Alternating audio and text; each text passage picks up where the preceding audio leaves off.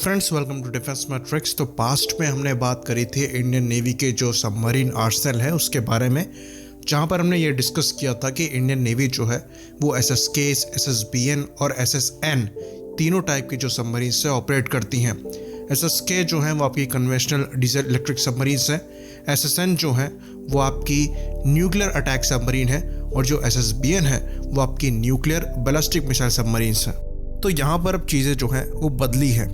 जो SSN थी हमारे पास एकमात्र, यानी कि INS चक्रा, वो वापस रशिया भेज दी गई है। यानी कि इस मौके पर इंडियन नेवी के पास कोई भी SSN नहीं है।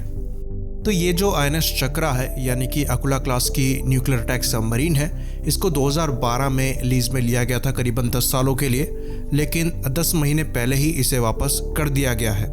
तो इसको जल्दी रिटर्न करने के पीछे जो रीज़न है वो बताया जा रहा है इसके अनरिलायबल पावर प्लांट को और काफ़ी हाई मेंटेनेंस डिमांड को।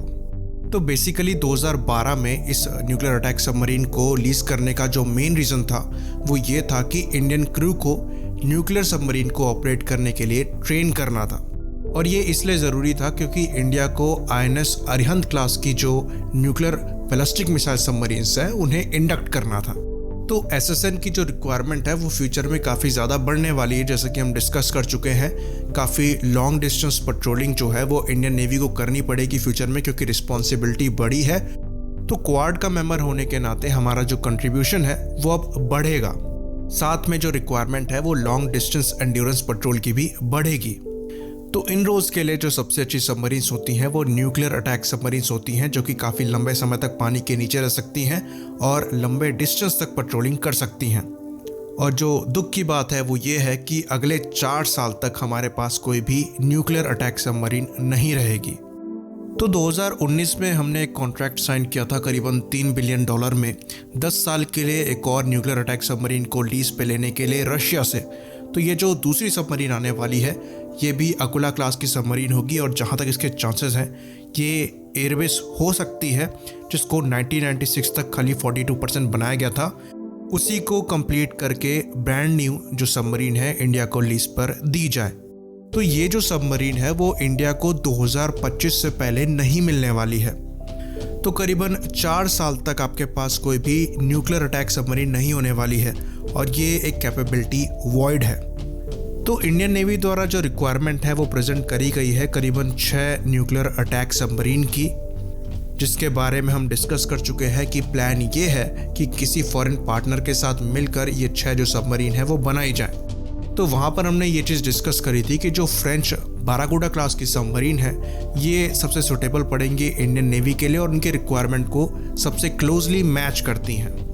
तो अगर प्रैक्टिकली चीज़ों को देखें, जैसा कि चीज़ें हमारे यहाँ चलती हैं, ये जो 6 न्यूक्लियर अटैक सबमरीन प्लान करी गई हैं ये आने वाले 10 से 15 साल से पहले अप्रूव नहीं होने वाली। आने की बात तो बाद की बात है। और अगर आप 10-15 साल अप्रूवल का मान के चल रहे हैं तो 20 साल से पहले आप ये इमेजिन नहीं कर सकते कि ये जो 6 अटैक सबमरीन्स हैं वो आपकी सर्विस में आ रही हैं। और हमारी जो पुअर प्लानिंग है वो इसी से शो हो जाती है कि आने वाले 4 सालों में हमारे पास एक भी न्यूक्लियर अटैक सबमरीन नहीं होगी।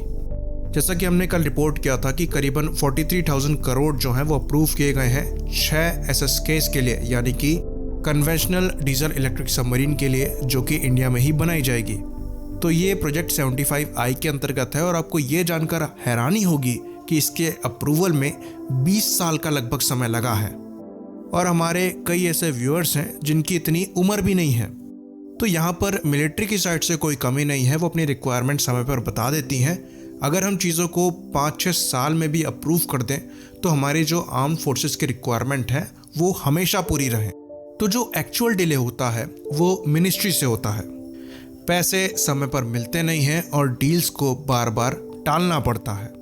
तो जिस तरह की सिचुएशन चल रही है चीन के साथ, ये जो लेड बैक एटीट्यूड है ये बिल्कुल भी ठीक नहीं है।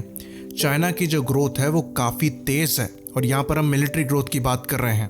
तो आज चाइना की मिलिट्री इतनी कैपेबल है कि वो US को चैलेंज कर सकती है।